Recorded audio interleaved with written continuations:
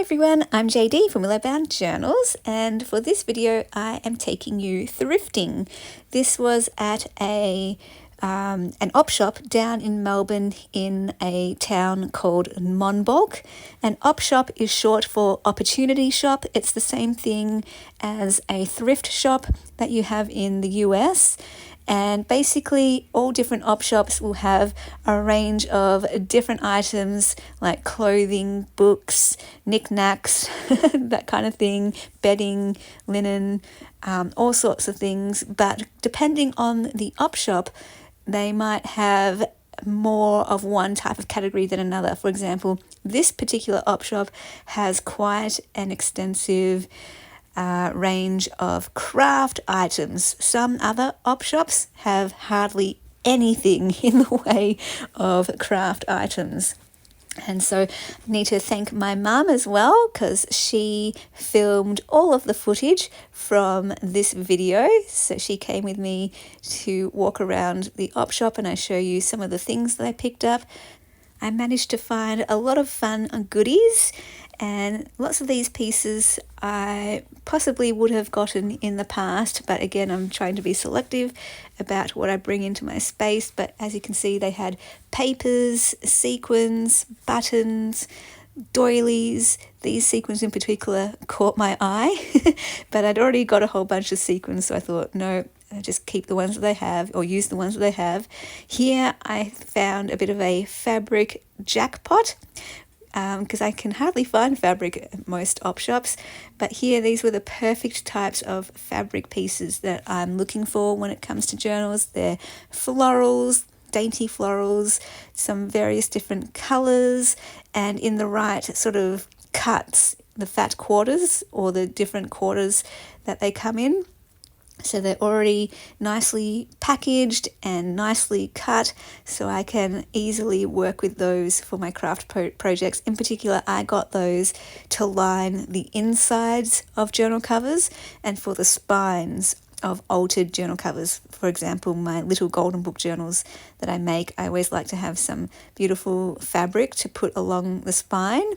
And some of these are so nice though that maybe I'll even make some fabric covered journals where these pieces feature as the front covers. So you can see here some more lace. There were so many goodies. And now moving on from the craft section, taking you to the book section. Love all the books. Again, some op shops, they have hardly any books, but this one has a lot. So these are basically the two sections I always go to when I go to op shops. I look for the craft or the stationery section, and definitely the books. In particular, I'm looking for the botanical books, the gardening books, always looking out to see if I can find any Edith Holden books. I did manage to find two while I was in Melbourne, but not from this place. And the other book section that I go to is the children's book section, where I'm always looking for either vintage illustrated children's books like vintage dictionaries, little golden books, and also fairy books. The Shirley Barber fairy books are my favourite, or I think her name is Cecily May Baker or something like that. Always looking out for those books. I did manage to find a lot of Helen Steiner Rice books, which was awesome. And I picked up one from here and another Helen Steiner Rice from another place, and that helped me to make some faith journals, some floral faith journals. So I've already used quite a lot of those pages from those Helen Steiner Rice books that I picked up. Look at this lovely bundle that I'm holding in my hand. So here I found the botanical books, and usually it's better if you can spend a lot of time and go through book by book, shelf by shelf, and open everything, because sometimes the cover doesn't tell you, what's inside, and sometimes the most boring plain cover has the most beautiful illustrations on the inside. This was a lovely book. I did find a few nice books here, but again, just being very selective, so I didn't end up getting any other books except for that Helen Steiner Rice book, but this is a lovely one. And I did find another sweet one that had some black and white illustrations. So that's more what I'm looking for. I'm looking for illustrated botanical books rather than ones that have photography. This one had maybe a promising cover, had a more vintage looking cover, but wasn't very exciting on the inside. And down below, the botanical books were all of the children's books. So I'm just kind of skimming, looking through.